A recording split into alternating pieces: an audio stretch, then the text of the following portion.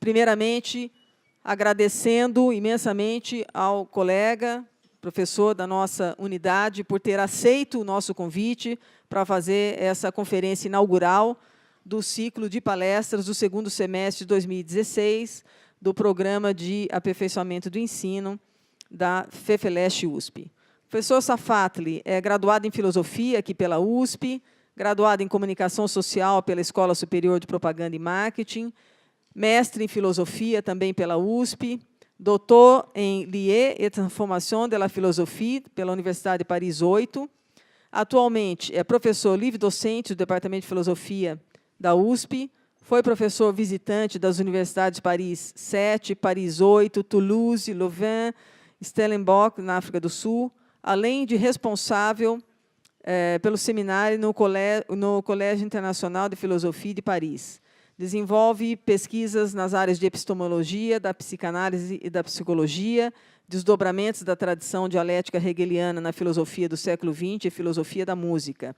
É um dos coordenadores da International Society of Psychoanalysis and Philosophy, do Laboratório de Pesquisa em Teoria Social, Filosofia e Psicanálise, e presidente da Comissão de Cooperação Internacional, ainda está na CCINT, né, da FEFELESH-USP, desde 2012. O professor Safatli já formou, pelo que eu retirei do seu lápis, né, 12 mestres e 8 doutores. O professor Safatli tem cerca de 45 artigos publicados e 17 livros, entre os quais eu destaco o mais recente, 2016, Grand Hotel Abyss, Desire, Recognition and the Restoration of the Subject, publicado pela Leuven University Press. O livro O Circuito dos Afetos, Corpos Políticos, Desamparo e o Fim do Indivíduo, publicado pela Cosac Naif em 2015. O livro La Izquierda que no teme decir su nombre, publicado em 2014 pela L'Homme Ediciones. E o livro La Passion du Négatif, Lacan et la Dialectique, publicado em 2010 pela George Holmes Verlag. Professor Safatli, mais uma vez, muito obrigada pela sua presença e disposição de estar aqui conosco hoje. Ok, então gostaria também de agradecer esse convite de poder estar aqui, falar um pouco com vocês sobre as atividades da CCINT, da Comissão de Cooperação Internacional da nossa faculdade, e também falar um pouco sobre os desafios do nosso processo de internacionalização, porque eu acho que essa discussão ela precisa ainda implicar de maneira muito mais efetiva os nossos estudantes, né? E ela ainda é uma discussão muito restrita aos ambientes, digamos, de decisão da administração universitária, sendo que aqueles que a quem ela mais beneficia e que devem estar mais implicados são os estudantes, ainda estão bastante distantes dela. E acho que isso é muito culpa da nossa universidade, da nossa faculdade também, e uma atividade como essa, ela vem contribuir um pouco para modificar, ao menos um pouco, essa situação, né?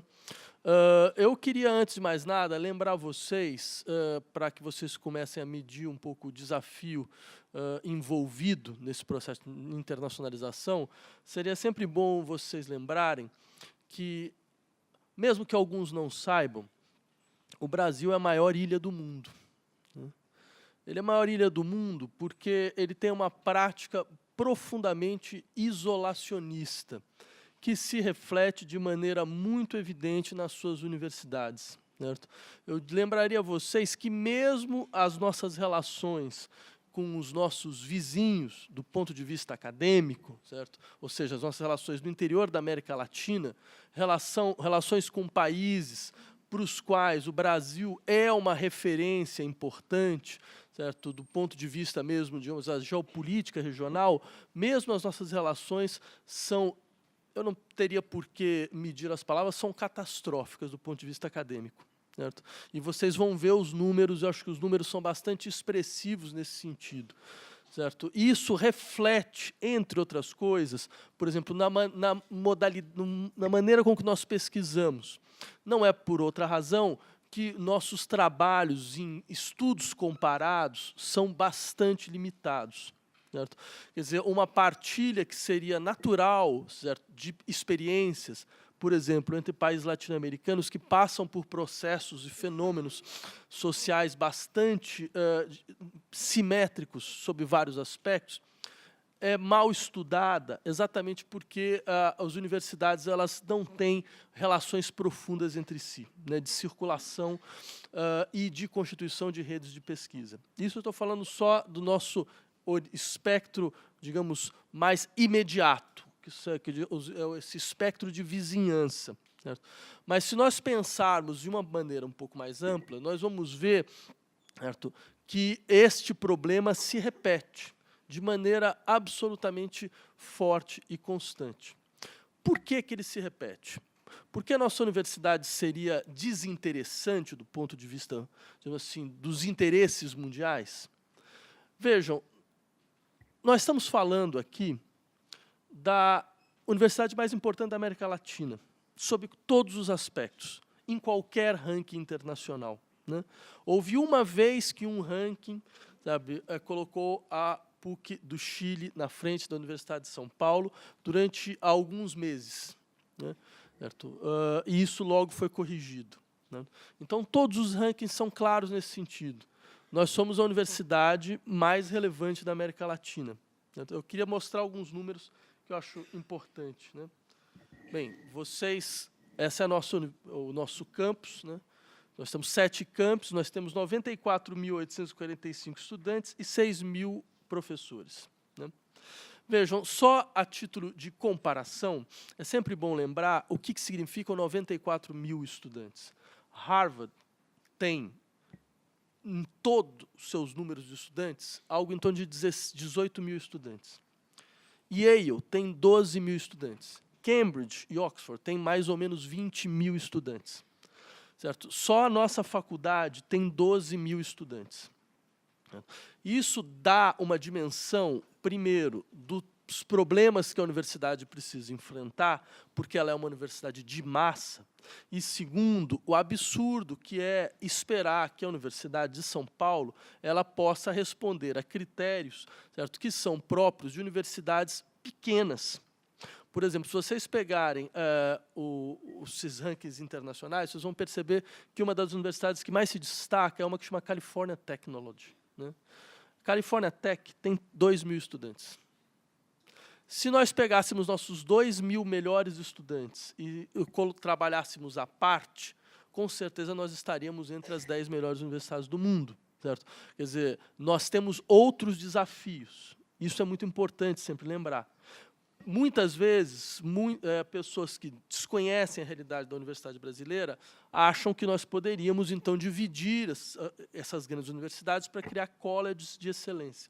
Isso teria um impacto profundo, certo, na divisão do saber, numa espécie de divisão social do saber.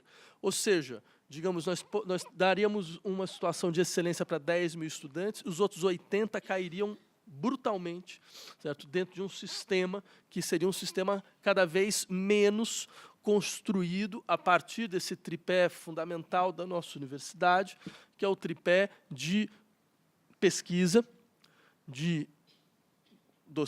docência, graduação, pesquisa e orientação, né? Bem, nós temos 300 cursos, 353 mestrados, e nós respondemos por 25% de toda a pesquisa feita no Brasil, né? Mais uma vez, para vocês terem uma ideia, Harvard, que é, então, a universidade de maior relevância nos Estados Unidos, responde por 3% das pesquisas feitas nos Estados Unidos. Ou seja, simplesmente demonstra, digamos, a centralidade da nossa universidade dentro do sistema nacional, certo? Vejam, 50%, e é sempre bom lembrar, 50% de todos os papers publicados por latino-americanos são publicados por brasileiros. A USP nos rankings internacionais. A gente é a primeira universidade da América Latina em todos os rankings internacionais. Nós somos a 9ª universidade dos BRICS, embora isso tenha modificado, nós temos caído, eu acho que para 11º, 2 semanas atrás, e nós estamos entre a 51ª e 70ª no ranking de reputação mundial de 2015. Algumas questões sobre mobilidade. Eu queria apresentar esses dados para vocês, porque eles são bastante interessantes e eles vão demonstrar qual é o desafio mesmo do nosso processo de internacionalização. Agora, antes de começar isso, só para contextualizar um pouco melhor, para não parecer que essa discussão sobre internacionalização é uma espécie de fetiche, né, sem relação concreta, certo, com a vida universitária de vocês. O que significa uma universidade bem internacionalizada? Significa 3 coisas. A primeira delas é uma formação muito mais plural e muito mais consistente. Certo? Isso significa que nós temos tradições de pesquisa na nossa universidade. E na nossa faculdade, essas tradições são bastante evidentes. Certo? Elas representam um pouco as pesquisas que, digamos assim, conseguiram constituir estruturas, né, de desenvolvimento e também de absorção de uma parte dos nossos pesquisadores. Né? Estas tradições, elas têm seus conjuntos de referências, né, seus autores principais, certo? Seus temas principais, seus modelos de abordagem. Certo?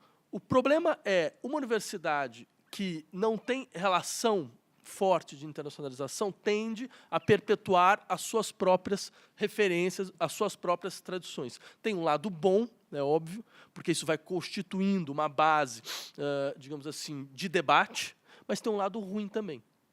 O lado ruim é que nossos estudantes vão perdendo completamente a capacidade de operar a partir de vários modelos, né, e de pensar vários modelos de pesquisa. E mesmo confrontar modelos, uns com os outros, melhorando, então, a sua adesão a certas tradições. Certo? Então, isto depende profundamente da circulação de estudantes internacionais e de professores, porque eles trazem outras referências, eles trazem outros modelos, certo, de constituição de problemas, enriquecendo o debate no interior da universidade. Esse é o primeiro ponto. Ou seja, vejam, é uma questão eminentemente acadêmica. Porque, é claro, um burocrata da educação ia começar a falar sobre problemas de investimento, que você perde investimentos aqui, investimentos ali, blá, blá, blá, blá, blá. Mas isso, para nós, interessa de maneira secundária. Né? Quer dizer, porque acho que é importante demonstrar a questão acadêmica por trás. Essa é a primeira. Né? A segunda delas é que nós temos um déficit, um problema insanável. Não há como sanar. Certo? Então, a gente tem que saber lidar com. O nosso problema é, como dizia nosso poeta Olavo Bilac, essa língua é uma tumba. Certo? Ou seja, nós falamos português. E é sempre bom lembrar disso. Né? Ou seja, isso significa nós falamos uma língua exótica. Né? Não há por que esconder, mesmo que nós sejamos 200 milhões de pessoas, certo? Nós somos 200 milhões de pessoas, mais Portugal, Moçambique, Angola, Goa já não conta mais, Macau e Timor-Leste, vocês percebem? Não dá muita coisa, ainda mais dentro do circuito de circulação acadêmica. Certo? Só que acontece conosco um problema que acontece com outros países que são grandes e têm línguas que basicamente só eles falam, como a Rússia, por exemplo. Não dá para a gente imaginar que nós vamos chegar em algum momento em ter um grau de cursos em inglês nas nossas universidades, como, por exemplo, a Finlândia, que tem 5, 6 milhões de habitantes, certo? Que tem um sistema universitário que depende brutalmente de estudantes estrangeiros para poder funcionar. Certo? Porque só com os estudantes deles o sistema não funciona. Né? Então, eles vão ter 25% de estudantes, pelo menos, vindos de fora. Eles precisam disso. Né? Nossa situação é completamente diferente. Certo? Então, quando você fala, nós temos 3% de estudantes internacionais. Tudo bem, mas é sempre bom lembrar, o desafio inicial da Universidade Brasileira é colocar mais brasileiros na universidade. Certo? E esse desafio ainda está longe de ser alcançado. Muito longe de ser alcançado. Ele começou a melhorar nos últimos 10, 15 anos. Certo? Então, isso faz com que boa parte dos nossos esforços se foquem nesse problema. Certo? Só que ainda tem mas o problema é que nós precisamos pensar tentar resolver vários problemas ao mesmo tempo. Esse é um deles. Só que o outro é, nós, de fato, não conseguiremos, enquanto isso não for resolvido, aumentar o número de cursos em inglês. E mais do que isso, há ainda um problema mais interessante, que é sempre bom lembrar. Fala-se que nós publicamos muito, mas que nossas publicações têm pouco impacto. Isso normalmente é utilizado como uma espécie de argumento para dizer que nós somos incompetentes, que ninguém se interessa por aquilo que nós fazemos, que o que a gente faz é completamente irrelevante. Certo? Só que isso é falso. Nós simplesmente escrevemos em português. É simples. Entendeu? Escrevemos em português e ninguém consegue ler. Né? Só que tem um detalhe. Imagine se todos nós escrevêssemos tudo em inglês. Né? Nós iríamos voltar 500 anos atrás. Como as universidades na Idade Média, que eram polos de latim, né? Dentro de país. Ou seja, você vai ter uma situação na qual, vejam o grau de isolamento da universidade. Né? Você escreve numa língua que o seu país não entende. As pessoas do seu país não leem, porque você escreve numa outra língua. Entendeu? Isso, você percebe o que seria o impacto, principalmente na área de humanas, na relação entre universidade e sociedade civil. Quer dizer, é sempre bom lembrar, porque boa parte dessas universidades que aparecem nos rankings internacionais em níveis de excelência, boa parte, não todas, mas boa parte delas, certo, tiraram do seu horizonte o problema da relação entre universidade e sociedade, para serem polos de circulação, certo, de publicações que, intramuros, são lidas pelos próprios pesquisadores. Quem lê são só os próprios pesquisadores.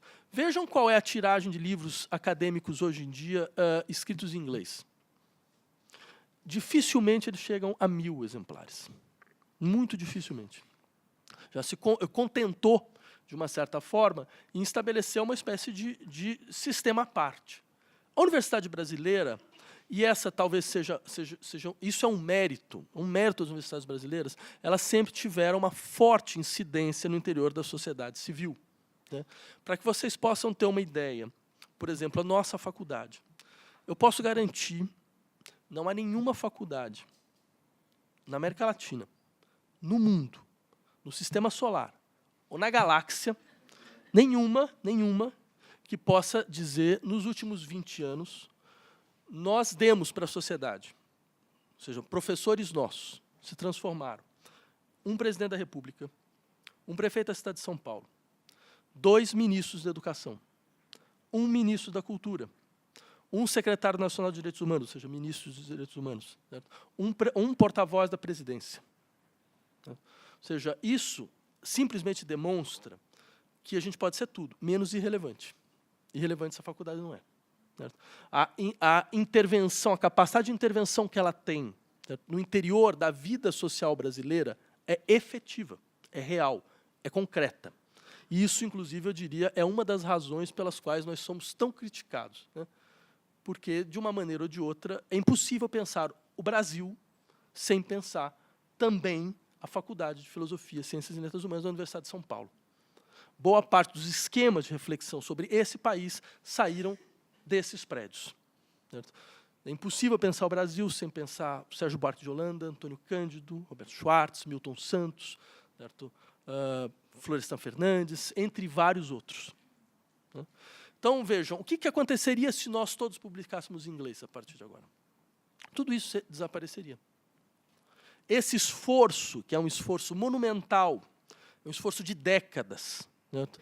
De construir uma universidade de forte capacidade de intervenção, não só intervenção no sentido de mobilização, mas intervenção no sentido de organização de campos de debate, cairia por terra de uma vez por todas. Para alguns, isso seria fantástico, porque aí quem definiria, afinal de contas, qual é a pauta de debate desse país, seria simplesmente a grande imprensa. Né? Nada mais do que isso. As universidades cairiam completamente fora desse sistema, como acontece em vários países. Certo? Mas, por isso, eu acho isso, ao contrário, é algo a ser defendido. Só que eu posso parecer estar aqui, falando com vocês, contra o processo de internacionalização. Né? Mas não é isso. É simplesmente para tentar insistir. Nós vamos ter que saber operar no interior de várias demandas que aparentemente são contraditórias. Certo? Mas isso simplesmente indica que nós não temos todos os instrumentais que outras universidades têm, porque elas não têm demandas que nós temos. Nossas demandas são outras. Certo? Mas nossas demandas são, eu diria, elas são mais complexas porque elas são de várias naturezas. Certo? E o que é normal para a universidade que tem um papel tão importante dentro do seu país quanto a Universidade de São Paulo. Certo? Então, vejam, queria, então, tendo esse pano de fundo, falar um pouco sobre os nossos números, para vocês terem um pouco mais de clareza de onde nós estamos. Né? Então, esse aqui são os números de mobilidade internacional da Universidade de São Paulo. Como vocês podem ver, no último ano, nós mandamos 3.000 alunos para universidades conveniadas. Nós recebemos 1.448. Ou seja, guardem primeiro esse dado, a Universidade de São Paulo manda mais estudantes do que recebe. Né?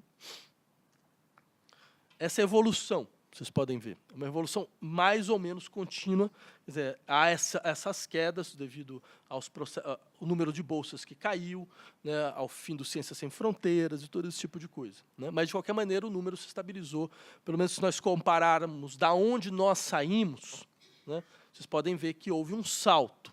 Né? Mesmo que do ponto de vista dos padrões internacionais, esse salto ainda é baixo. Né?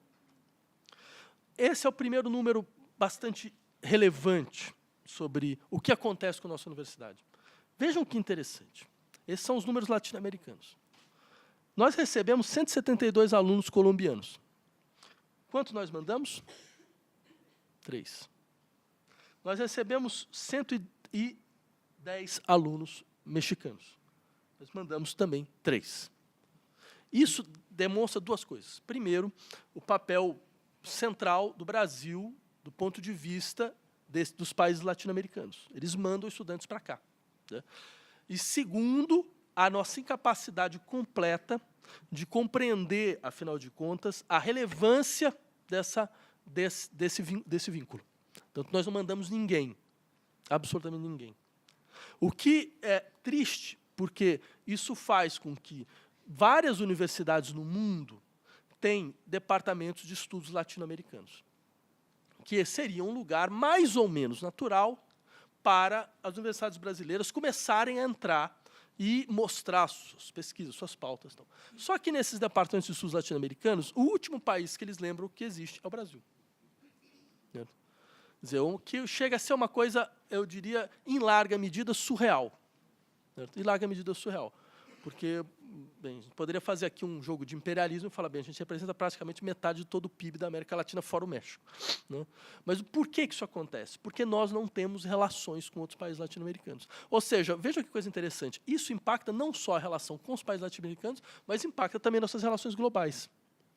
Então, ou seja, o equívoco é duplo. Né? Agora, os números sobre a nossa faculdade.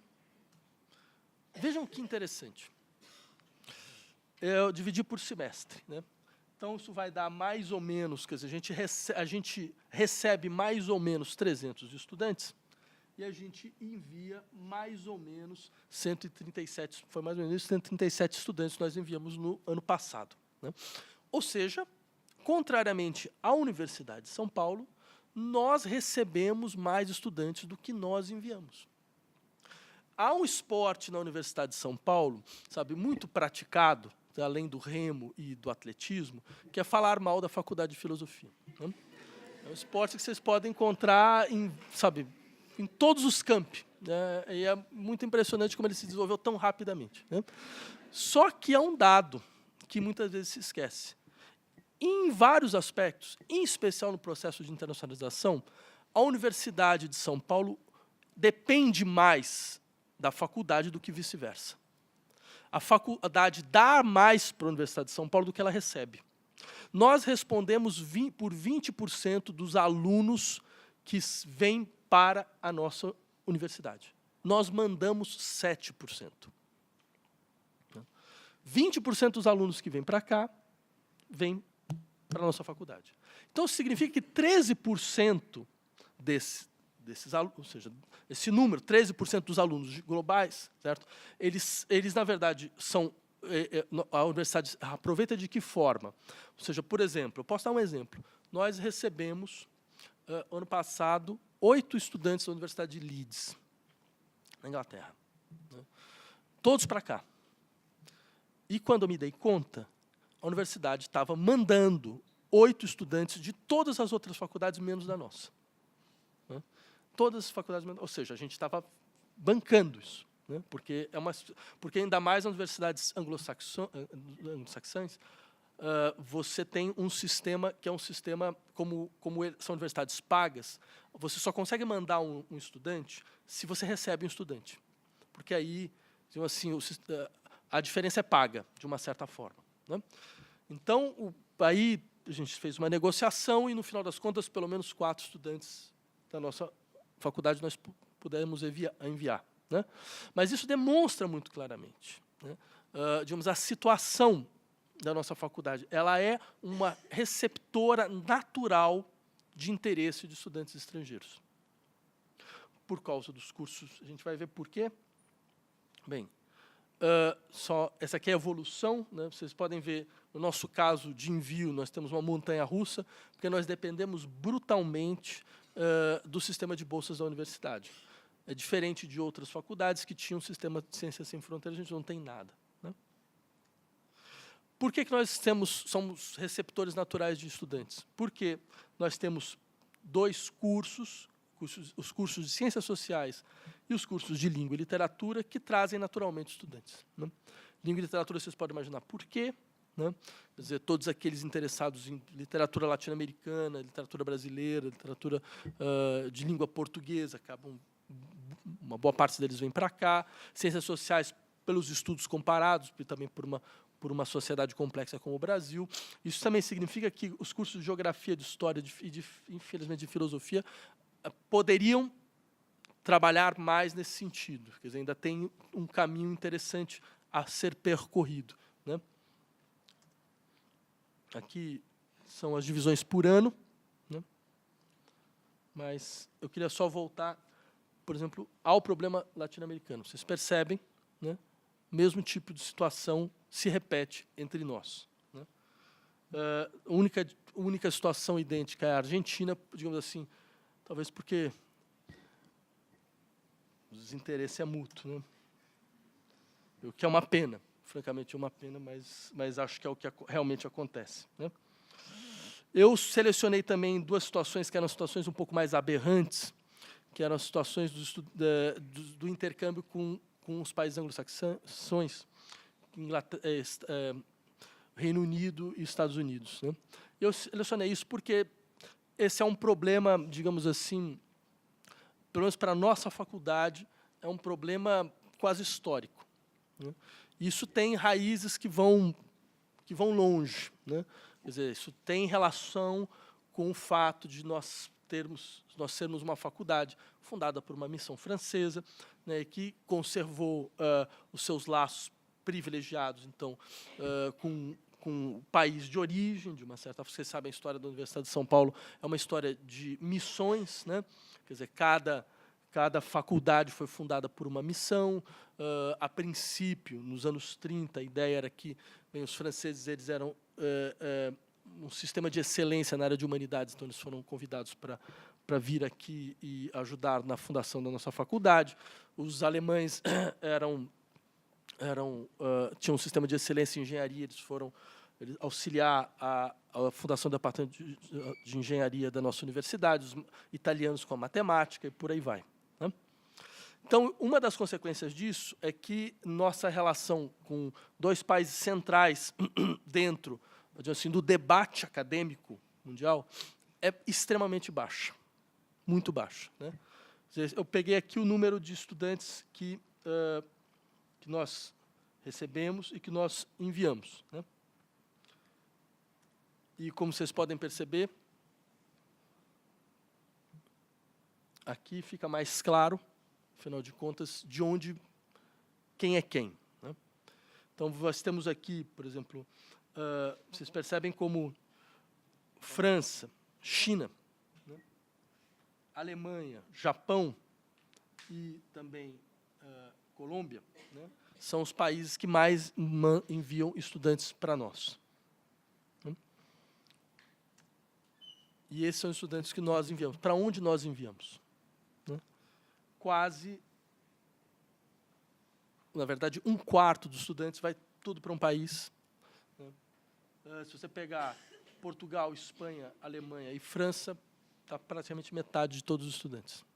Né? O que isso demonstra, entre outras coisas, bem, isso é relativamente natural, os professores, foi onde os professores terminaram sua formação, então seus alunos normalmente acabam aproveitando os contatos que os professores têm, certo? Mas isso traz uma série de distorções, né? E a principal dessas distorções é, dizer, como eu volto a insistir, há uma míriade de modelos de reflexão, de tradição de pesquisa que circulam mal na nossa faculdade. Né? Então, daí, nós começamos a fazer uma política para tentar modificar isso.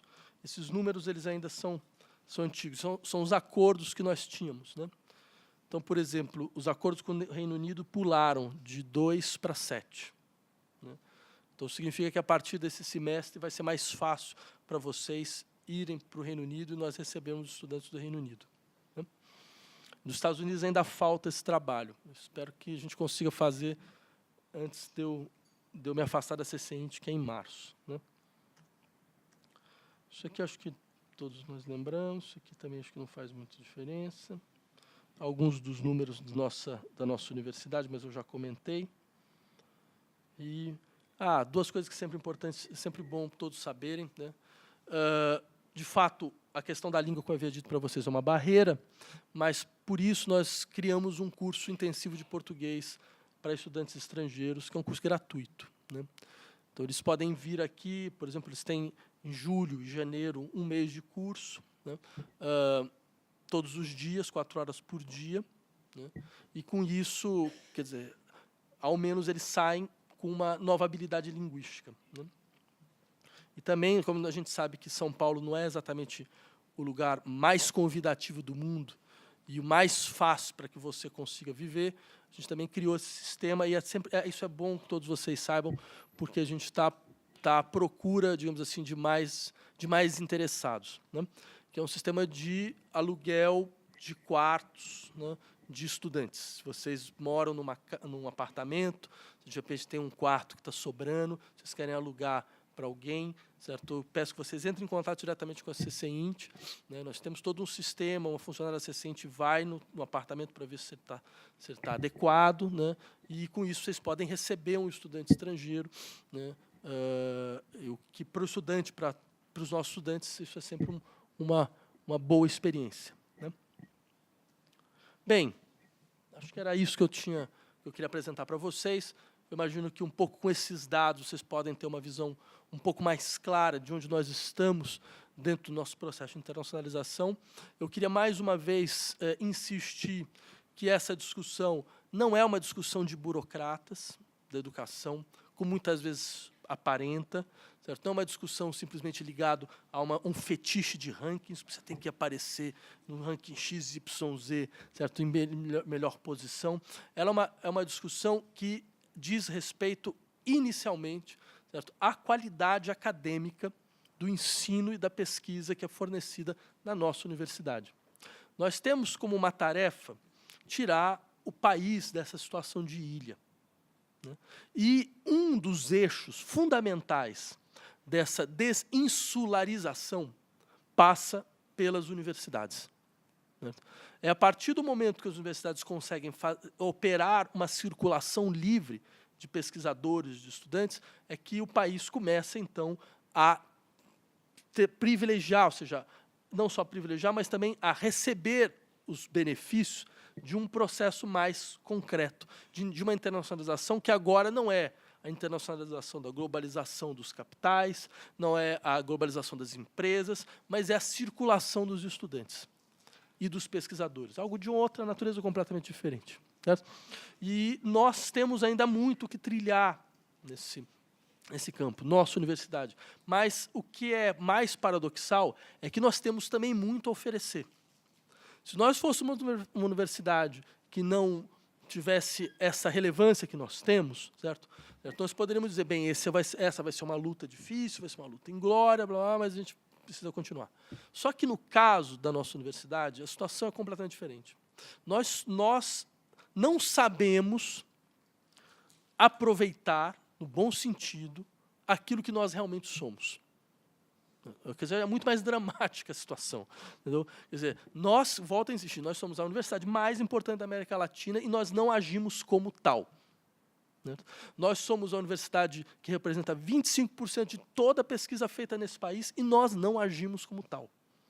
Nós poderíamos ter um espaço muito mais aberto de circulação na nossa universidade. Vocês poderiam ter contatos, certo, muito mais fortes com os estudantes, vocês poderiam estar circulando mais, certo, o que teria um impacto imediato, certo, na inserção de vocês posterior à universidade, certo, na pesquisa que vocês vão desenvolver, na ampliação dos temas, certo, e dos modelos de reflexão, e tudo isso ainda está engatinhando.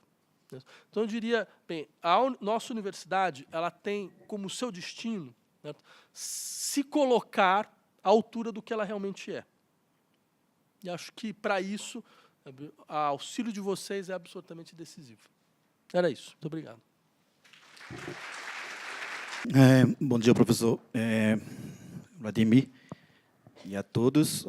Meu nome é Genovan, eu sou aluno do doutorado em Geografia Humana desta universidade, e sou de Pernambuco, sou de Recife, especialmente, e a fala do professor Vladimir abriu um leque grande, né, de discussões, de possibilidades de discussões e de questionamentos, que, evidentemente, eu não vou tomar o tempo de outros e colocar tudo que me veio à cabeça, mas vou me centrar apenas em um. É curioso que ele chama a atenção que a internacionalização, pela especificidade do nosso país e da Universidade de São Paulo, exige que se faça, mas com cautela, ou seja, observando, né, um conjunto de aspectos que marcam essas especificidades da universidade. Isso é interessante. Então, portanto, ele não coloca como uma panaceia necessária. Mas é curioso que, bom, eu sou professor da Universidade Pública, a UPE, a Universidade de Pernambuco, num campus do interior de Pernambuco, na cidade de Garanhuns, especificamente. E é curioso que, evidentemente, não há qualquer comparação possível entre a UPE e a Universidade de São Paulo. Entretanto, o discurso da internacionalização lá é vivo, né? Ou seja, aparece o tempo todo, cada vez com mais força. Eu acho, inclusive, muito engraçado e até curioso. Mas, nisso para contextualizar. Então, assim, não é panaceia, não tenha dúvida, não é, para a saída para a superação da nossa insularidade, como colocou o professor, né? Mas é algo importante. E, nesse sentido, eu vou ficar apenas com um aspecto, não é, que o professor fala, entre os aspectos que marcam a nossa insularidade, está, por exemplo, vivermos de costas para os nossos próprios vizinhos, não é? Latino-americanos, com os quais, até bem recentemente, não tínhamos quase qualquer contato. Nossa relação sempre foi, por razões históricas, evidentemente, com a Europa e com os Estados Unidos. E aí eu vou pontuar apenas essa questão. Eu queria que o professor aprofundasse um pouco mais que, nesse momento, inclusive que o professor lidera, né, os processos de cooperação internacional, a gente recebe os e-mails, né, informando os novos convênios, e não me baseio em dados, mas só na observação, que a maior parte deles compreende apenas Europa e Estados Unidos. Então, assim, é muito curioso que, ao mesmo tempo, o professor fala, chama a atenção, né, dessa insularidade, e eu não vejo qualquer programa de cooperação com a Argentina, com o Chile, ou melhor, se há em número bem diminuto, não é? Com a Argentina, com o Chile, com a Colômbia, enfim, os nossos vizinhos. Então, eu queria que ele discutisse um pouco isso, se há alguma razão especial para isso, ou se isso obedece à lógica histórica, né, na qual se baseia a própria formação universitária brasileira, que é de uma divisão espacial, né, da ciência, no qual nos submetemos, né, à Europa e Estados Unidos historicamente. Né? Queria que ele discutisse um pouquinho isso. É isso. Obrigado. Olá, eu sou a Gabriela. Hoje eu faço mestrado em cultura japonesa. E eu fiquei pensando, você apontou a relação mais substancial, a relação de estrangeiros e nós no exterior, e a consequência da educação, tanto mundialmente quanto local. Mas eu fiquei pensando também, isso é um tema que eu acho que a gente sempre discute, a capacidade que a gente tem de interação entre departamentos ou faculdades aqui, nível mesmo de construção de pensamento, de modelos de pensamento. Porque eu sou formada em artes cênicas aqui na USP, hoje eu faço mestrado em cultura japonesa e fiz um intercâmbio na França. Isso me dá algum tipo de mobilidade para conseguir absorver e perceber e talvez construir um outro modelo de pensamento, ou alguns. Mas, ao mesmo tempo, assim, eu tenho amigos da FEFELESH, alguns, tenho alguma familiaridade com as outras ciências, mas eu não consigo acessá-las e, muitas vezes, não consigo discutir antropologia ou filosofia com alguma propriedade, mas eu acho que isso me fez pensar como isso também influencia o nosso efeito internacional, a nossa incapacidade, tanto no nível dos estudantes, como do curricular, como dos professores, como talvez ideologia de formação superior, também entraria nesse campo. Se puder falar um pouco. Obrigada. Professor, bom dia. Meu nome é Regina, eu faço doutorado em História Social aqui na FEFELESH. Eu estou morrendo de vontade de fazer um sanduíche desde que eu entrei. E acho muito curioso, assim, porque eu acho que vontade de boa parte dos estudantes não falta. Eu falo inglês fluente, então isso não seria uma barreira. Só que acontece que parece que, assim, esses processos não são fluidos e, por exemplo, não temos editais que você vai lá e pode se inscrever para participar. Fica muito no lugar de você conversar com o seu orientador. O programa que a gente tinha com a França, com o meu orientador, ele se encerrou em 2013. Eu até poderia ir agora, mas ele fala assim, tá, mas o seu trabalho é muito Brasil.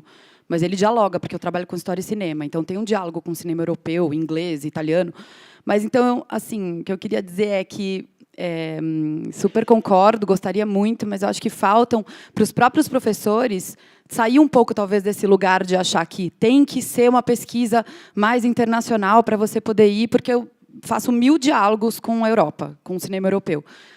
E não tem tanta abertura assim para a gente poder fazer esses sanduíches. Então, olha, obrigado pelas perguntas. A primeira, quando você levanta que o número de convênios entre a nossa universidade e as universidades latino-americanas é muito baixo e que parece que isso não tem mudado, eu diria isso é verdade. Isso realmente é verdade. Se vocês terem uma ideia, nós temos hoje 2 convênios com a Argentina, UBA e Córdoba, um com o Uruguai, um com o Chile, Diego Portales, um com o Peru, que acabou de ser assinado, o PUC do Peru, e 2 com o México. É tudo, certo?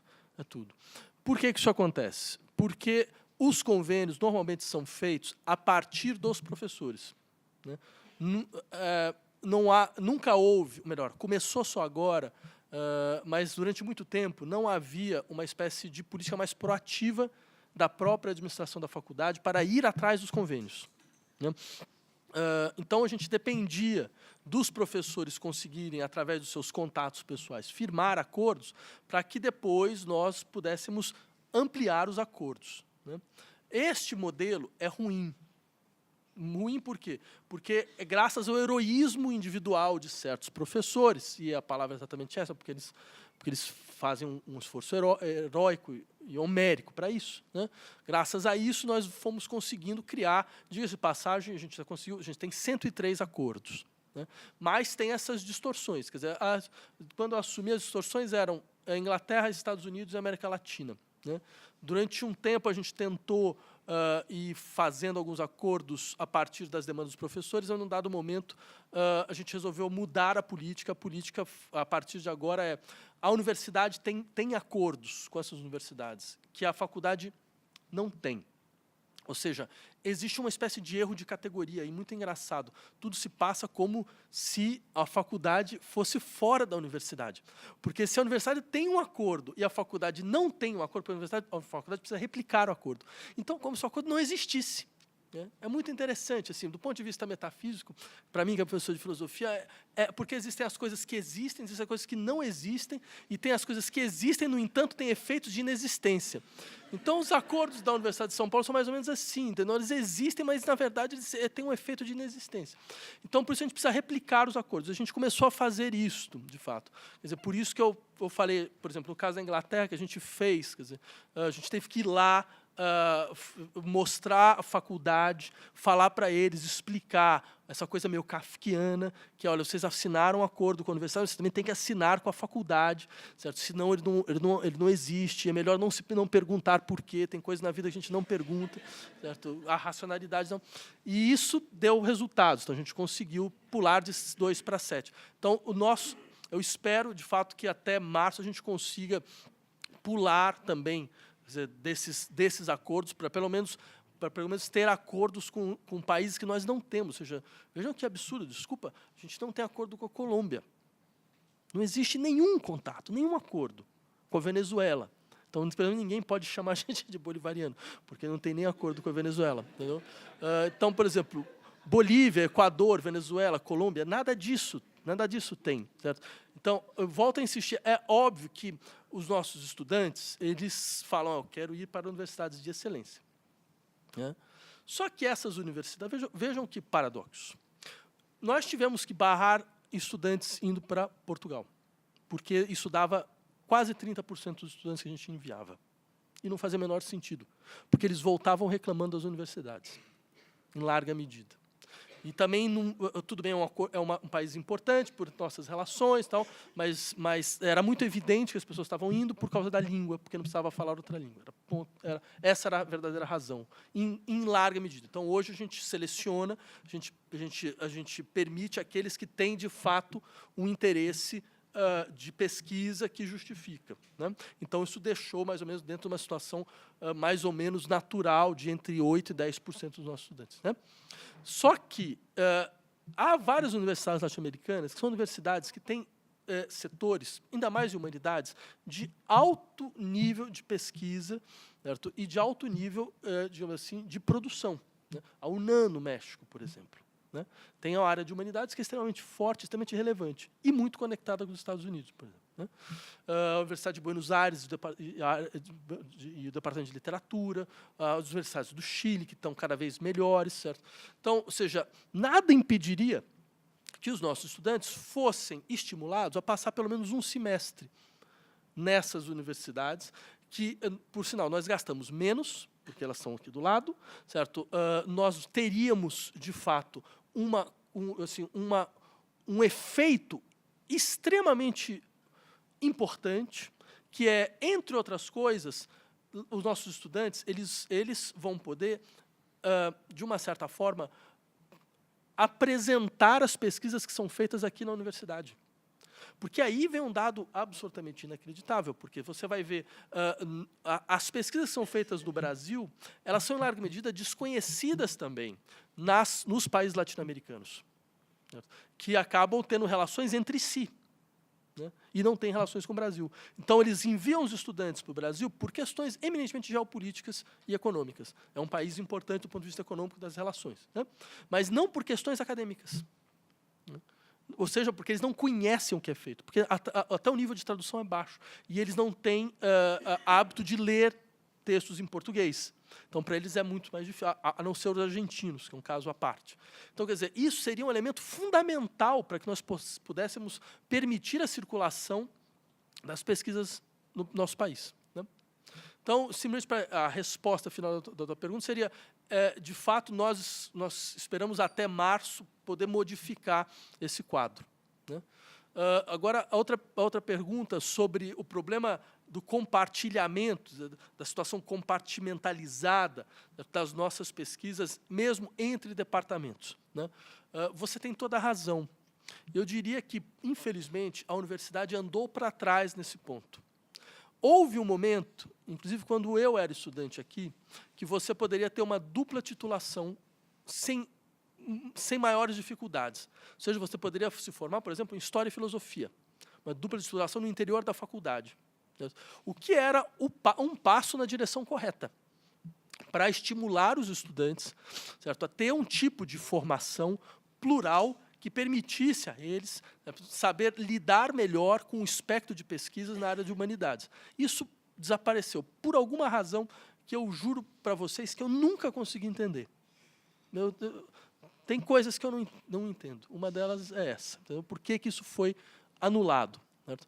No entanto, eu diria que nós devemos insistir de novo nessa perspectiva, porque isto sim permitiria, certo, uma circulação melhor dos nossos estudantes, que é absolutamente decisivo e central. Isso traz consequências, como você bem lembrou, inclusive consequências para permitir aos nossos estudantes saber lidar melhor com uma situação na área de humanidades no mundo que tende a essa configuração. Entendeu? Ela tende por boas e más razões. A boa razão é a questão da interdisciplinaridade. A má razão é que, não é só no Brasil, mas no mundo inteiro, você tem uma tendência de limitar os departamentos de humanidades. Né? Então, faz com que você tenha cada vez mais esse sistema de conexão de áreas de pesquisa. Né? Agora, e sua última questão, eu teria uma sugestão, já que você não percebe que um estágio exterior seria extremamente salutar para a sua pesquisa. Né? Quer dizer, você, como estudante, você pode entrar diretamente em contato com as universidades conveniadas. A CECENT pode fornecer para você toda a lista das universidades. Você pode falar, naquela universidade tem um professor que me interessa. Então, você pode entrar em contato com o professor. Quando eu sou da Universidade de São Paulo, universidade conveniada com a Universidade XYZ, certo? Esse convênio facilita a circulação de estudantes de mestrado e doutorado. Né? E, em muitos dos casos, retira a obrigatoriedade de pagamento, certo? Como tem em várias universidades, principalmente nos Estados Unidos e na Inglaterra. Né? Então, a minha sugestão seria: procure os professores que te interessam, entre em contato com eles, se você tem um aceite, certo? Quer dizer, a CECENT não vai te dar uma bolsa, porque a gente não tem, mas a gente pode, por exemplo, facilitar o seu ingresso, né? Negociar que você não precise pagar taxas e coisas dessa natureza. Certo?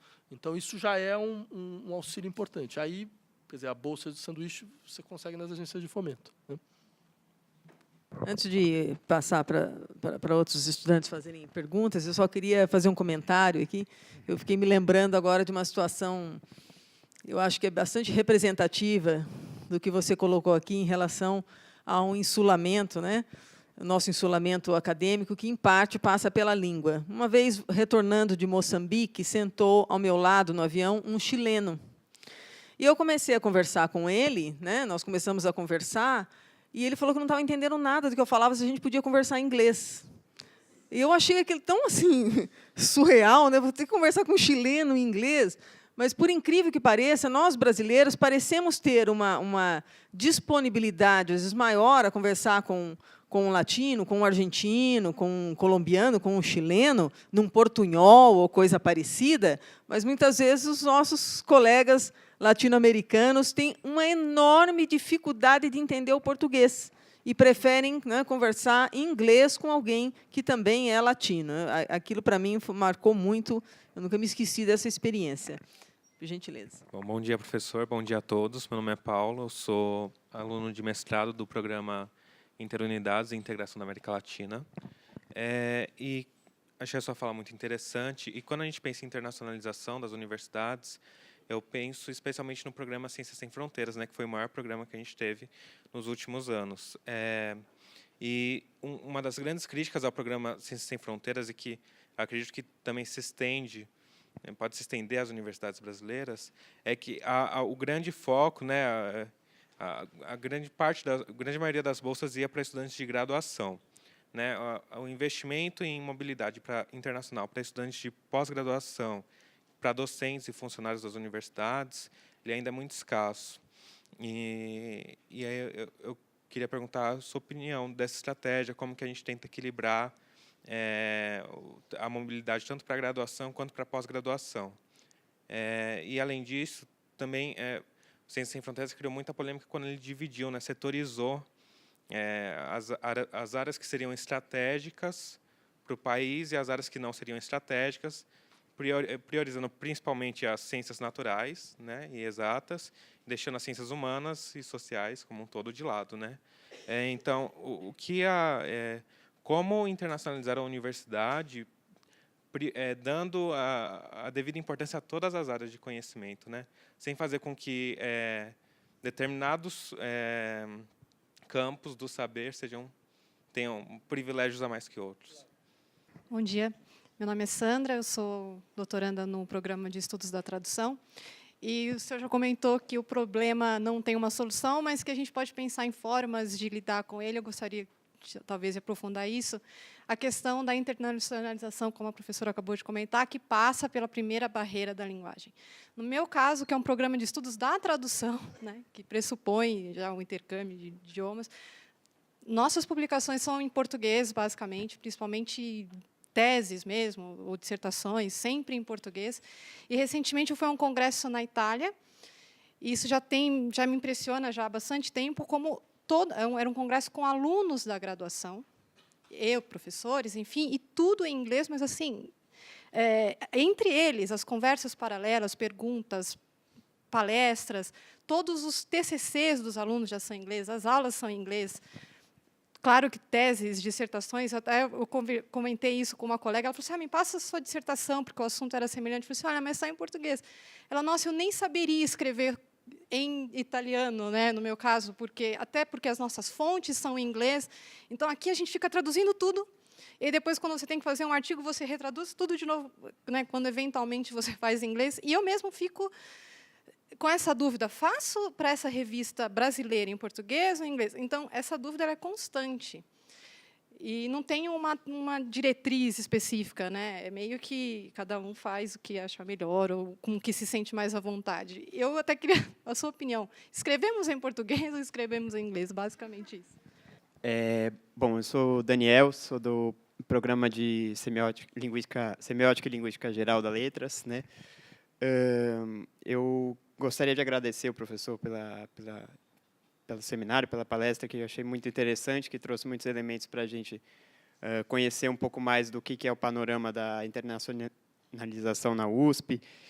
E, bom, eu sinto que, não sei se é justamente por conta das contingências que o professor mencionou, no sentido de um financiamento mais contínuo, ou até de um orçamento para facilitar esse trânsito entre alunos da USP indo para organizações de ensino fora do país, mas também que eu sinto que há uma dificuldade de comunicação entre a comissão não sei se é exatamente entre a comissão de cooperação internacional e os professores, os programas de pós-graduação e graduação, mas que muitas vezes fica difícil de um aluno de graduação, de pós-graduação, já ir se preparando, sabendo quais são as possibilidades que ele tem, no sentido de fazer um estágio, um intercâmbio fora e tal, e como isso poderia tornar mais fácil e facilitar esse trânsito. Assim, se essa possibilidade, digamos assim, já fosse mais mencionada no dia a dia assim, da faculdade de uma maneira geral. Obrigado de novo pelas perguntas. Primeiro, sobre o programa Ciências Sem Fronteiras, eu queria comentar o programa, insistindo no seguinte aspecto. Infelizmente, acho que isso é uma expressão muito bem acabada da maneira com que as decisões são tomadas em política educacional nesse país. Certo? Quer dizer, a configuração das decisões ela é resultado de algum critério muito obscuro, certo? Vinculado a uma burocracia educacional, ligado ao sistema educacional, que, desculpa, a última vez que esse pessoal pisou numa sala de aula deve ser há 20 anos. Entendeu? Então, isso é um problema grave, de fato. Ou seja, as pessoas tomam decisões sem que a comunidade acadêmica não seja sequer consultada. uma decisão da magnitude como Ciências Sem Fronteiras. Um programa importante, 15 mil bolsas oferecidas, certo? E bolsas caras, porque o governo brasileiro pagava a mensalidade de estudantes em universidades que custavam 14, 15 mil libras, né? Que custavam 30 mil dólares. Né? Quer dizer, um programa como esse foi tomar a decisão, ninguém sabe de onde saiu. Ninguém sabe onde saiu. Não foi resultado de um debate, sabe? Vocês trouxe membros da comunidade acadêmica, sabe? Pesquisadores de relevância reconhecidos no Brasil, certo? Para que eles pudessem então ser ouvidos, para que pudessem discutir, falar, olha, o programa tem que ser dessa forma. Não, de um dia para a noite ele aparece. E de um dia para a noite também ele desaparece. Né? Quer dizer, então ele foi reconfigurado de uma forma tal que Deus sabe, afinal de contas, o que foi que influenciou para o ministro da Educação, certo?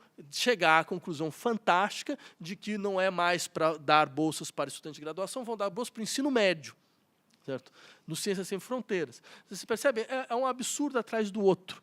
Porque se eles estivessem interessados, de fato, em ouvir a comunidade acadêmica, eu tenho certeza que nós diríamos, basicamente, primeiro, aquilo que vocês mesmos levantaram, quer dizer, o fundamental do processo de internacionalização se dá nos programas de mestrado e doutorado.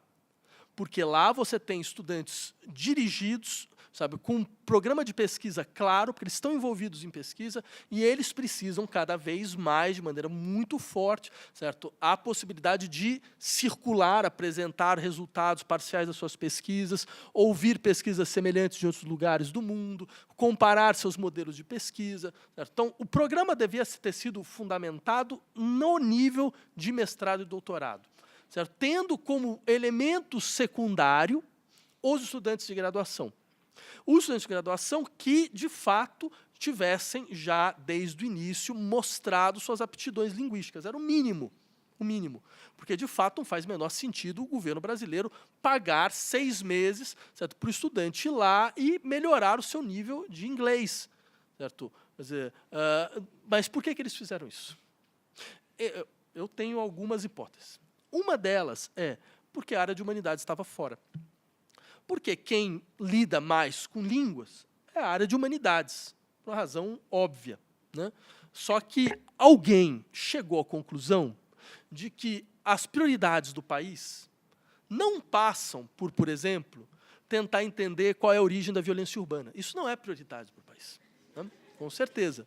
Ou não é prioridade para o país entender qual é o processo, sabe, quais são os processos, certo, de resolução e de gestão dos legados de experiências ditatoriais. Certo? Ou também não faz parte da prioridade nacional, por exemplo, analisar, fazer estudos de mídia sobre impactos de publicidade, por exemplo, em comportamento infantil. Isso é irrelevante, certo? Por alguma razão que Deus sabe qual. Entendeu? Então, o que acontece? A área de humanidades foi tirada do programa, pura e simplesmente. E essas questões, com certeza, vão ser muito bem trabalhadas, certo, por engenheiros, certo, por pessoal de economia, o pessoal de administração de empresa, deve ser. Né? Então, exatamente por não ter debate, nós perdemos uma belíssima oportunidade, certo, de ter consolidado de maneira efetiva, certo, o nosso processo de internacionalização, focando na publicação, certo? Então, quer dizer, vocês podem ter uma ideia, os professores brasileiros não têm sistema de financiamento para a tradução, certo? E também focando nos estudantes de mestrado e doutorado. Certo? Quer dizer, na verdade, o que nós fizemos foi, de fato, o programa ele foi louvado por todas as universidades internacionais. Certo? Que quando eu ia nessas universidades, eles falavam, não, mas esse programa é fantástico. Aí eu falei, fantástico por quê? Porque é o único programa do mundo que paga bolsa de graduação. Mas por que é o único programa do mundo que paga bolsa de graduação? Porque deve ter um erro no programa, entendeu? Porque deve ser, se é único, é porque, de fato, alguém deve ter falado, mas que sentido faz? Quer dizer, para as universidades era ótimo, porque, enfim, alguém estava pagando, certo? Mas, vejam, nós poderíamos, inclusive, ter conseguido fazer nossos alunos de graduação circular de outra forma. Por exemplo, nós estamos agora fazendo os nossos alunos de graduação circular através de um sistema, nós recebemos um aluno, nós mandamos outro. E os alunos não pagam. Certo? O governo brasileiro poderia ter estimulado isso. Né? Seria muito mais justo, muito mais inteligente. Mas, bem, não foi o que aconteceu. Sobre a questão em que língua escrever, o problema da tradução. Eu insistiria em 2 aspectos. Veja só. Tudo bem. Há países que absorveram de uma vez por todas esse princípio de que a universidade é um lugar onde se fala uma língua estrangeira, que é o inglês. Para países como Dinamarca, onde você tem 5 milhões de habitantes, e os 5 milhões de habitantes falam inglês, isso tem um impacto. Certo? Para países como os Países Baixos, a Holanda, 15 milhões de habitantes, os 15 milhões falam inglês, isso tem um impacto. Agora, me desculpa, para um país como a Itália, de 40 milhões de habitantes, e deve ter 1 milhão que fala inglês, entendeu? Não faz o menor sentido. Para um país como o Brasil, que tem 200 milhões de habitantes, e tem 1,5 milhão que falam inglês, que sentido isso tem? Vocês percebem qual vai ser o resultado? Certo?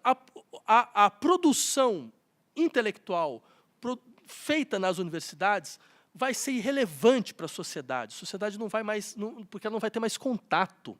Certo? Quer dizer, isso é muito diferente. Esse é um problema grave. Quer dizer, faz sentido na área de exatas. Porque, desculpa, a área de exatas não tem texto. Não existe texto na área de exatas. Você tem o relatório de pesquisa de 5 páginas assinado por 30 pessoas. Certo? Eu, inclusive, tenho uma sugestão que eu acho interessante, porque, vez por outra, o pessoal de exatas começa, sabe, a ficar no nosso pé. Né? Fala, vocês publicam 2 artigos, a gente publica 30 artigos. Eu tenho uma sugestão, já que tudo é contabilizado, a sugestão é o seguinte, é contar por sílabas. Certo? Por sílabas, entendeu? Porque assim, a gente faz uma conta. Você tem 30 pessoas escrevendo 5 páginas. Vamos ver, então 5 dividido por 30. Tá? Então você tem qual a milimetragem do espaço? Pois é, eu escrevi um artigo, tudo bem, mas eu escrevi 40 páginas. Entendeu? Então, ou seja, é simplesmente para isso pode parecer anedótico, mas é simplesmente para dizer, não é possível aplicar os critérios que são utilizados em ciências exatas e naturais nas ciências humanas. Isso vai destruir as ciências humanas. E não é porque nós somos, digamos assim, menos produtivos. Certo? Nós somos muito mais produtivos sob vários aspectos. É porque eles simplesmente têm um padrão de produção que não faz o menor sentido para nós. Por exemplo, uma reunião na CAPES, o diretor de avaliação de então, certo, era um físico. O diretor teve, pelo menos, a audácia da honestidade, o que deve ser reconhecido sobre certos aspectos. Certo? Então, ele virou para todos nós e falou, só agora eu estou descobrindo o que é um livro. Aí você fala, se você está descobrindo só agora, por que você está aí? Como diretor de avaliação. Qual é a função? Porque, você percebe, isso chega a ser um desrespeito à área de humanidades, para a qual a questão do livro é absolutamente decisiva e central. Certo? Esse sistema nosso destruiu o livro, porque transformou o livro numa compilação de artigos. Certo? Então, você raramente tem um pesquisador que vai, então, elaborar o livro de verdade, que não vai compilar os artigos que ele publicou, mas vai elaborar como um projeto, porque ele não é avaliado. Porque em vários desses processos de avaliação, inclusive, principalmente os internacionais, o livro não é avaliado. E isso é uma aberração. Certo? Porque, veja, ninguém lembra do Platão pelos artigos que ele escreveu. Certo? Ninguém lembra do Kant pelos artigos que ele escreveu, nem pelos artigos que ele escreveu, lembra pelos livros que ele fez. Certo? Porque este é um modelo de reflexão de longo espectro que permite um tipo de elaboração que é decisivo, que é central. E mais do que isso, as pessoas vão...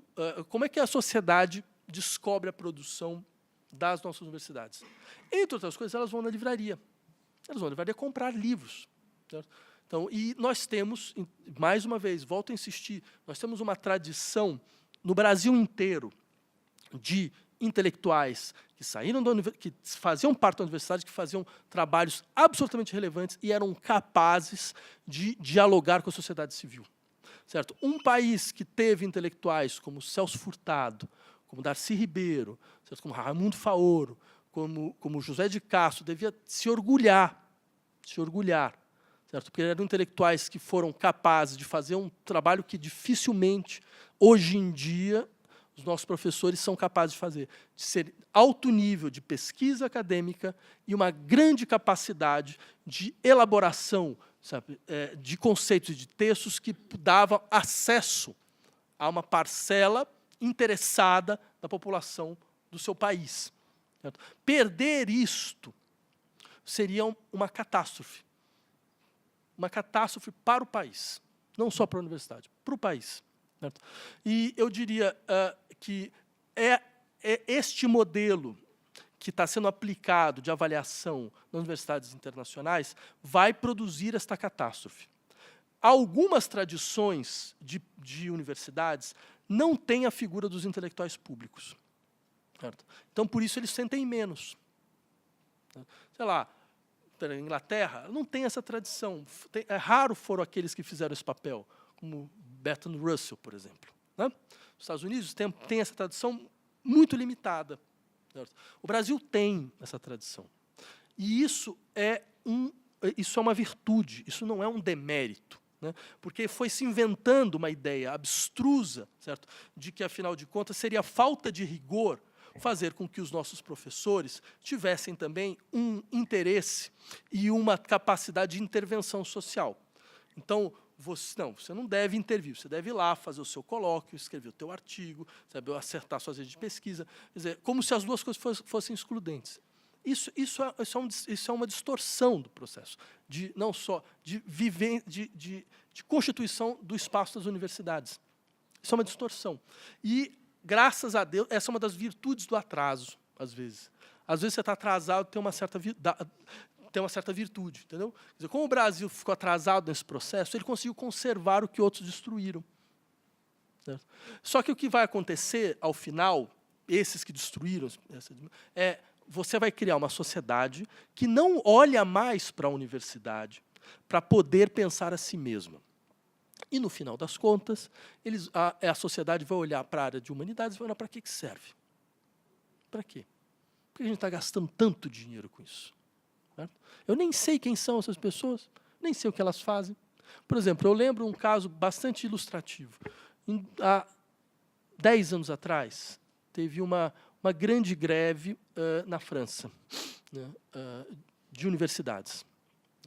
E, pela primeira vez, teve esse modelo de greves que saíam da universidade, iam fazer aulas públicas, iam para as praças, né, para tentar chamar a população. Né, e foi a primeira vez que teve as ocupações, né, que eram, por exemplo, foram estudantes que ocuparam a praça na frente da prefeitura e ficavam rodando, fazendo uma ronda infinita, ou seja, ficaram rodando durante quase um mês. Né? Então, claro que trocaram os estudantes, não eram sempre os mesmos, certo? Mas era um pouco a ideia, vamos ocupar um espaço. Né? Depois, você sabe, os desdobramentos que isso teve. Né? Só que o que aconteceu? Nada. Nada. Por que aconteceu nada? Porque a população estava acostumada a ver os intelectuais que saíam da universidade. Porque eles participavam dos debates, porque eles discutiam, porque eles escreviam na língua do seu povo, certo? Porque eles eram lidos pelas pessoas. As Palavras e as Coisas, Foucault, vendeu em 5 anos 80 mil exemplares. Os escritos do Lacan, que não é um livro fácil de ler, vendeu 60 mil exemplares. Isso significa, pelo menos, uma coisa: a sociedade via aquela produção como parte dela. Como parte dela. Ela queria fazer parte também. Queria entender, por mais difícil que fosse, né, por mais específico que fosse. Só que isso sumiu do horizonte. Sumiu. Então, o que aconteceu? Quando esses professores foram tentar mobilizar a sociedade em prol da universidade, a universidade olhou e falou, a sociedade, né, olhou e falou, mas me diz uma coisa, de onde vocês vieram mesmo? Porque eu passei esses últimos anos vários problemas, mas nunca ouvi vocês.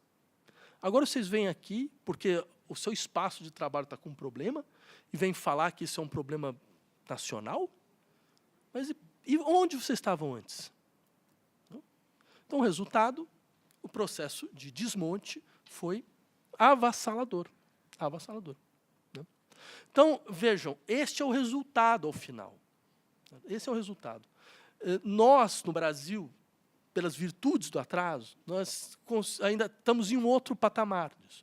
Nós podemos assim, fazer de outra forma, não perder isto, certo? Ao mesmo tempo aprofundar o nosso processo de internacionalização.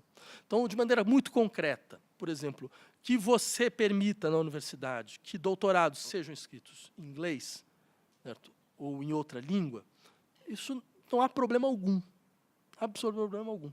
Certo? Isso permite, inclusive, que o doutorando possa convidar um professor de fora para participar da sua banca, o que é uma experiência extremamente enriquecedora, extremamente gratificante. Certo?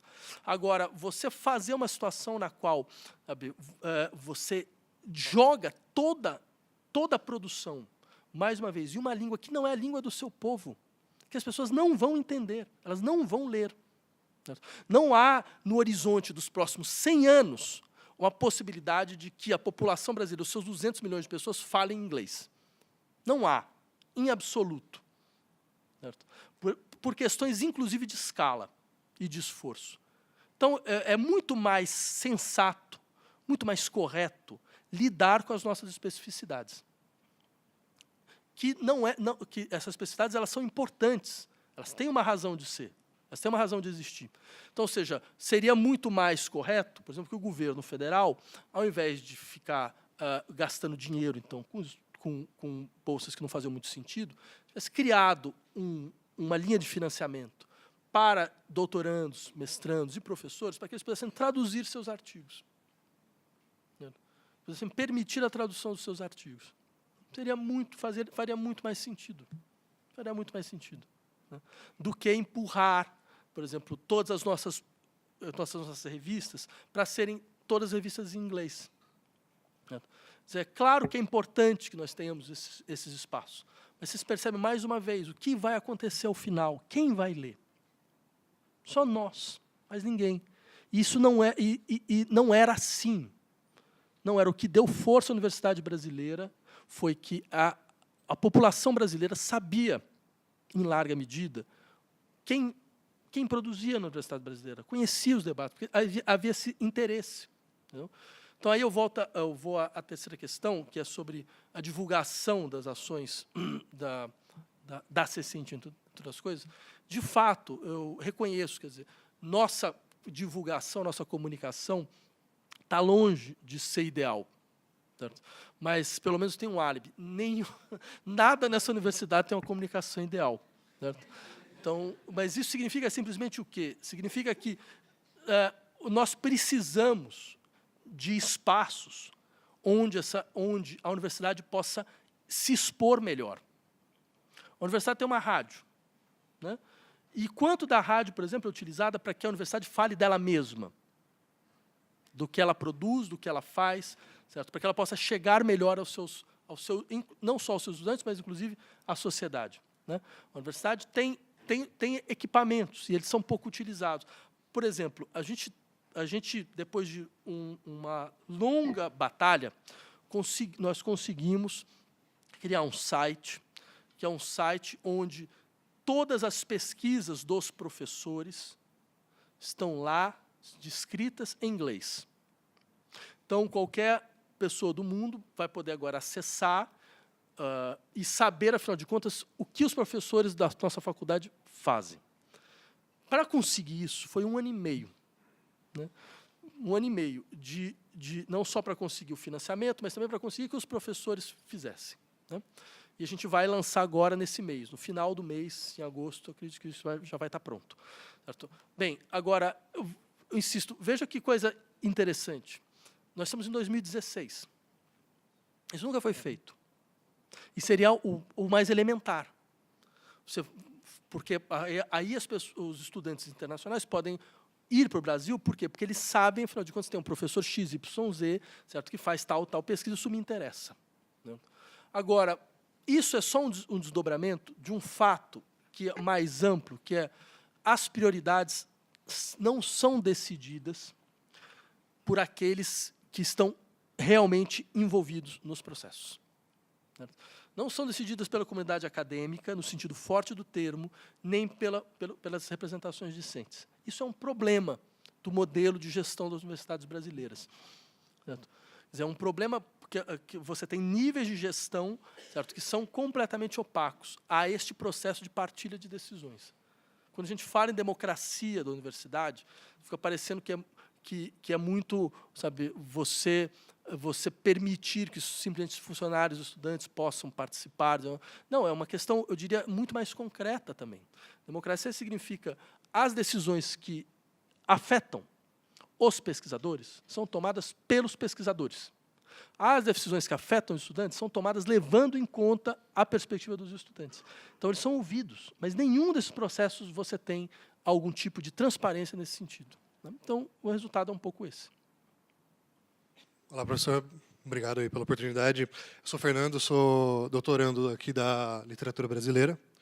E minha pergunta vem muito no sentido de, não sei nem se ainda é devida, mas de acrescentar a pergunta do colega, de a fala do professor veio muito no sentido positivo, de pensar que daqui para frente a questão da mobilidade tende a melhorar cada vez mais para nós, pesquisadores, mas eu fico me perguntando também como lidar com o desprestígio, o não olhar das agências de fomento nacionais para as ciências humanas. E aí eu penso as nacionais, a CAPES, o CNPq, mas as locais também, que agem de diversas formas para, não considerando as ciências humanas como relevantes. Então, vai desde a questão do número de bolsas para financiar um estágio no exterior, até relatórios e projetos e a dificuldade de um estudante de ciências humanas de apresentar um projeto e, quando ele tem que adaptar o projeto para um modelo da agência tal, ele tem que quase que pedir um favor porque o estudante acaba se sentindo assim, quando ele tem que pegar estudante de filosofia, de literatura, e tem que preencher lá o projeto e escrever a metodologia de análise de coleta de dado, quer dizer, no modelo que a FAPESP vai exigir, enfim, como que o estudante, a partir de agora, que a coisa tende a melhorar, como que o estudante de ciências humanas vai lidar com esse fato? Obrigado. Bom dia, professor. Bom dia a todos e todas. Meu nome é Lucas, faço mestrado em antropologia e tenho me interessado ultimamente pela relação que a universidade e o movimento social pode estabelecer em termos de produção de conhecimento e as não relações e as desrelações também. E o que me interessa nesse debate, sobretudo, é pensar, por um lado, essa inclusão tanto internacional, mas também, acho que como nacional, como você mencionou, que seria a nossa prioridade, né? A gente fala de internacionalização tanto quanto fala de cotas, como dois lados de um mesmo problema dessa universidade, e de um dos. Mas, por um lado, eu fico pensando também no que você disse no final, porque as pessoas podem passar a não se interessar tanto pela universidade, ou se interessar menos. E isso me preocupa, porque o que eu tenho visto vivemos um mundo, por exemplo, em que é possível já uma postagem de Facebook com referência bibliográfica. Eu já vi isso umas 2 vezes acontecendo. Uma postagem de uma pessoa no Facebook que colocou 2 referências bibliográficas, fez uma nota de rodapé para poder citar 2 referências bibliográficas no Facebook. E é um caso que me interessa, sobretudo, porque talvez essa demanda da universidade ela não suma, mas ela se transforme em outras possibilidades de produzir conhecimento e como garantir, talvez, um rigor sem ser acadêmico, né? Um rigor não científico desse conhecimento, por um lado, e, por outro, também eu fico pensando sobre o próprio interesse do corpo docente em garantir certa diversidade a essa troca de conhecimento, porque, por mais que a gente consiga produzir um mestrado, um doutorado, em que você tente mudar a política de citações bibliográficas, tente admitir a inclusão de universidades latino-americanas, ou mesmo universidade do Nordeste, que pouco aparece da produção acadêmica da USP, do Norte e do Nordeste do país, qual que é o interesse também, ou como que a gente consegue negociar esse interesse com o corpo docente, com um projeto de universidade também. Então, basicamente isso. Obrigado. Então, veja só, sobre a questão do financiamento da área de humanidades, eu insistiria só no aspecto. Esse é um problema mundial, né? Quer dizer, não são só as agências de fomentos brasileiras que têm de maneira cada vez mais explícita definir essas prioridades, né? Você vai encontrar em vários programas de financiamento internacionais, certo, uma dificuldade cada vez maior de você conseguir mostrar, afinal de contas, a relevância de certas pesquisas em humanidades sem utilizar os critérios de avaliação que foram construídos para avaliar pesquisas em ciências exatas e ciências naturais. Certo? Então, dentro de uma situação como essa, o que é possível fazer? Eu insistiria no seguinte, talvez, entre outras coisas, saber utilizar melhor o fato de que por exemplo, nossa faculdade, ela tendencialmente, ela tem um processo de internacionalização muito mais fácil do que várias outras faculdades. Eu mostrei para vocês os números, vocês viram. Quer dizer, a questão é, esse tipo de argumento, certo? Ele pode ser utilizado ao nosso favor.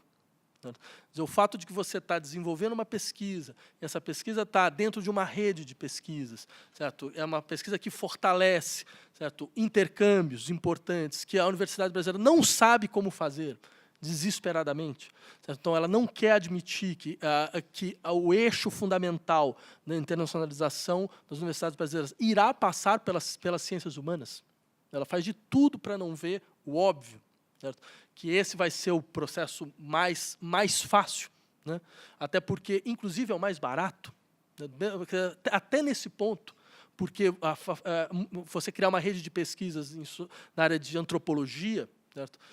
Mesmo com as suas pesquisas de campo, na área de filosofia, na área de linguística, ela, se você fazer uma comparação com a criação de redes de pesquisa na área de ciências naturais, é infinitamente mais fácil do ponto de vista financeiro. Certo? Então, ou seja, insistir neste aspecto, eu acho que é alguma coisa que fortalece as nossas demandas, em larga medida. Agora, é claro, não há por que também diminuir o embate que realmente existe. Ou seja, nós vamos passar as nossas próximas décadas, certo, tendo uma luta difícil, inglória, para permitir que a área de humanidades não simplesmente desapareça. Não se transforme, na verdade, um campo de ciências sociais aplicadas. Certo? Onde, por exemplo, se você vai desenvolver pesquisas em ética, só faz sentido fazer pesquisas em ética se você falar de quanto é aplicada para quê. Né? Então, você vai ter umas pesquisas de éticas aplicadas a ciências médicas. Né? Por aí vai. Né? A bioética, coisas dessa natureza. Existe uma tendência cada vez mais forte nesse sentido. E a universidade é um polo de resistência. Então, acho que é importante, entre outras coisas, vocês, digamos assim, se prepararem para isso. Se prepararem para viver num ambiente onde, a todo momento, a autonomia da pesquisa ela vai ser questionada, ainda mais na área de humanidades. Isso, por um lado, sem contar no questionamento que vocês vão ter que ouvir, que é sobre, afinal de contas, como se financia pesquisas, certo? Não só na área de humanidades, mas na universidade em geral. A ideia de que não, suas pesquisas vão ter que ser financiadas por entes privados. E nós sabemos muito bem o que vai acontecer se alguma coisa dessa natureza realmente ocorrer. Né? Quer dizer, eu posso dar um exemplo que eu acho que é bastante sintomático. Imagine, por exemplo, se você está no Instituto de Psicologia, você resolve fazer uma pesquisa sobre como medicamentos não têm efeito em depressão leve. Quem é que vai pagar? A indústria farmacêutica? Vocês percebem? Quer dizer, eu poderia passar aqui o resto do dia fazendo contra-exemplos para mostrar muito claramente como isso implicaria uma limitação brutal do espectro de pesquisas no nosso sistema. Certo?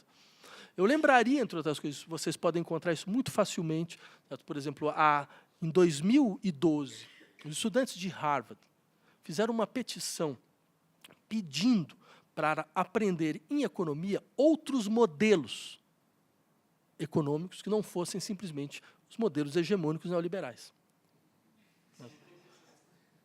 Quer dizer, esse é o tipo de problema que a gente vai ter que lidar. Né?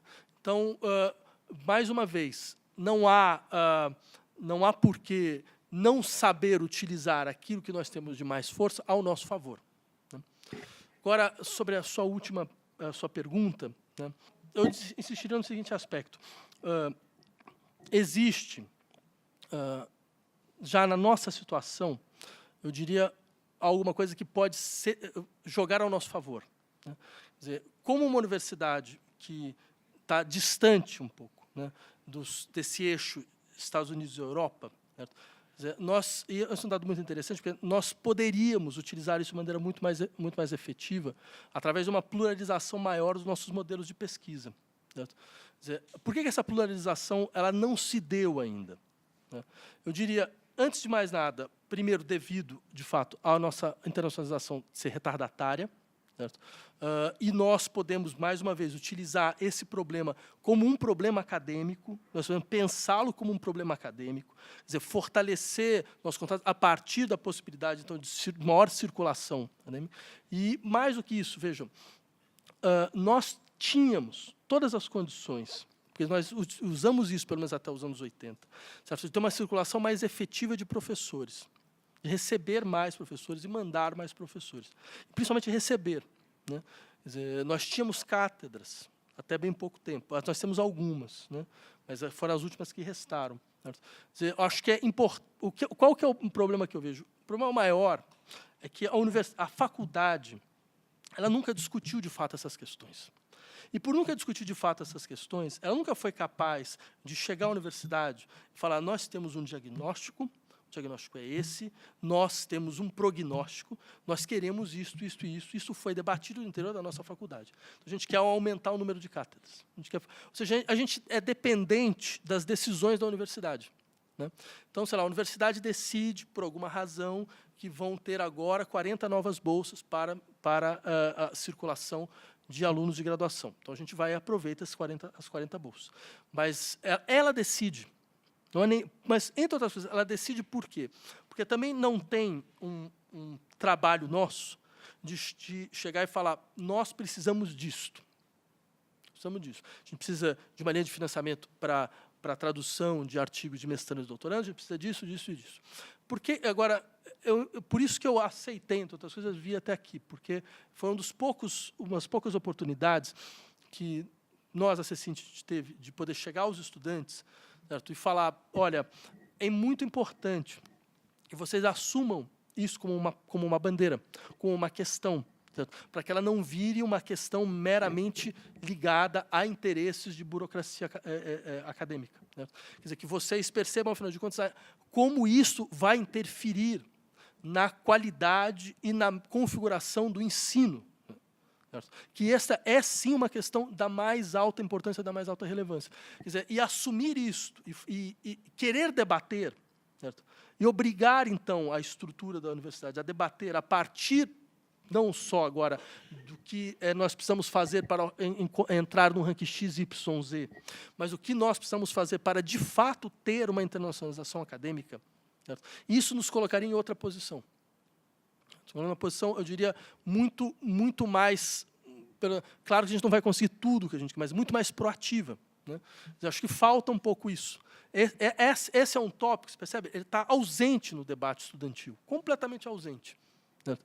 Quer dizer, ele só aparece, na verdade,